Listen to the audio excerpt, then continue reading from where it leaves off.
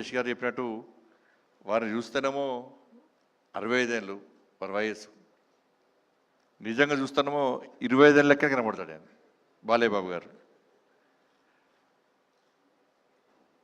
వారి లోపల ఒక బోలాతనం, ఆయన ముఖంలో గంభీరత్వం,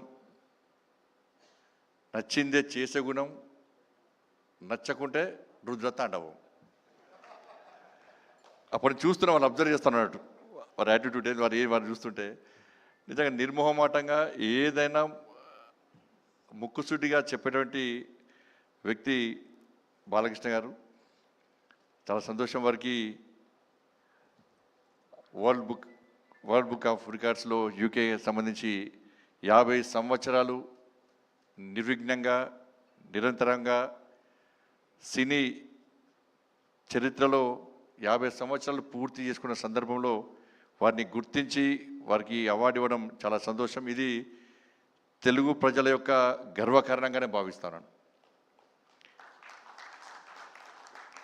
వాస్తవానికి వారు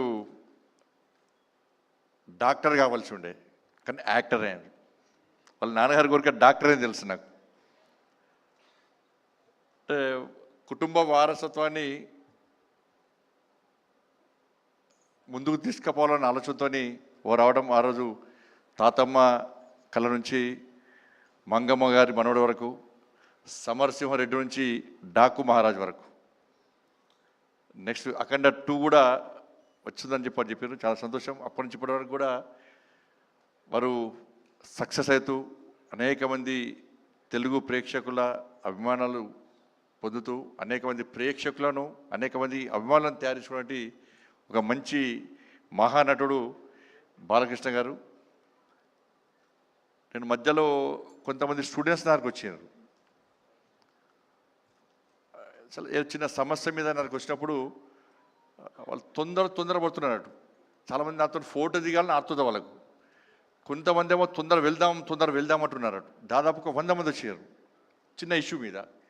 మీకు ఇంత తొందర ఎందుకు అంటే, లేదు సార్ ఈరోజు బాలకృష్ణ గారి మూవీ వచ్చింది, మా బ్యాచ్మెంట్స్ అందరం కూడా బెట్టు కట్టుకున్నాం, ఆ బెట్టులో ఒక అతను ఓడిపోయిన తర్వాత బెట్ ఏంది అంటే ఈరోజు మీ అందరినీ కూడా బాలకృష్ణ గారి మూవీ తీసుకెళ్తా అని చెప్పాను. అంటే క్లాస్ రూమ్లు మొత్తం కాలేజ్ అందరూ కూడా కలిసిపోయి బాలకృష్ణ గారి మూవీ చూడాలనుకోవడం నిజంగా చాలా గొప్పతనం అది. కాబట్టి అందుకే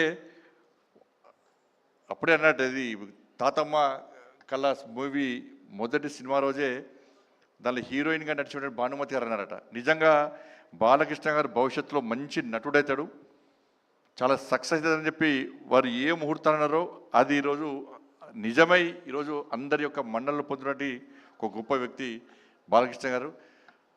సరే, అనేక సందర్భాల్లో వారి గురించి తెలుసుకొని నేను ఒక సందర్భంలో ఈ సినీ ఫీల్డ్లో చాలా ఇబ్బందులు పడి అనేక ఒడిదుడుకు ఎదుర్కొని అనేక అవమానాలు ఎదుర్కొన్నప్పుడు కూడా ఎక్కడ కూడా వెనుకడి వేయకుండా నేను అనుకున్న లక్ష్యం చేరుకోవాలి, ప్రజల మన్నను పొందాలి, నేను ఈ సినీ ఫీల్డ్లో సక్సెస్ కావాలని చెప్పి ఒక లక్ష్యాన్ని ఎంచుకొని ముందు పోతున్న తరుణంలో చాలా సందర్భాలు గతంలో ఎన్టీ రామారావు గారు, స్వర్గీయ ఎన్టీ రామారావు గారి యొక్క చరిత్రను వ్యక్తీకరించి అవాస్తవాలను చూపెడుతున్న తరుణంలో మహానాయకుడు అని చెప్పి అనేక సినిమాలు నిర్మించి వారి యొక్క వాస్తవ చరిత్రను చూపినటువంటి ఒక మంచి వ్యక్తి బాలకృష్ణ గారు.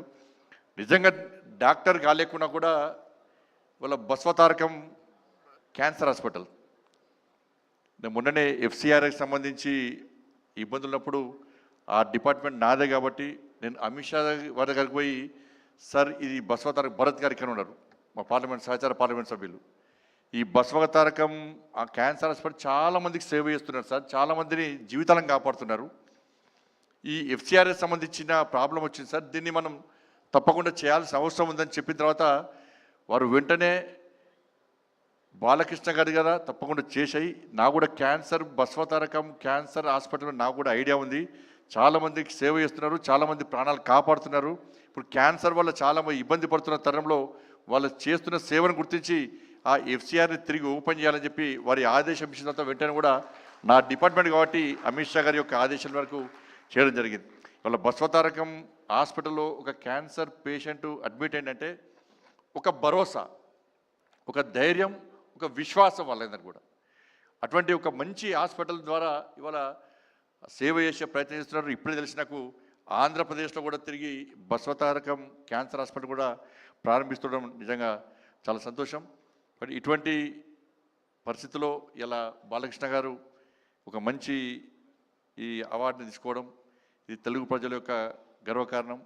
ఎందుకంటే తెలుగు ప్రజలకు తెలుసు, ఆవేశం వచ్చినా, ఆక్రోశం వచ్చినా, ఆనందం వచ్చినా, ఆలోచన వచ్చినా ఒక్కసారి జై బాలయ్య అంటే టెన్షన్ రిలీఫ్ వాళ్ళకందరూ కూడా. కాబట్టి అటువంటి బాలకృష్ణ గారు ఈరోజు వారి ఫంక్షన్కి నేను రావడం చాలా సంతోషం. భవిష్యత్తులో వారి ఇంకా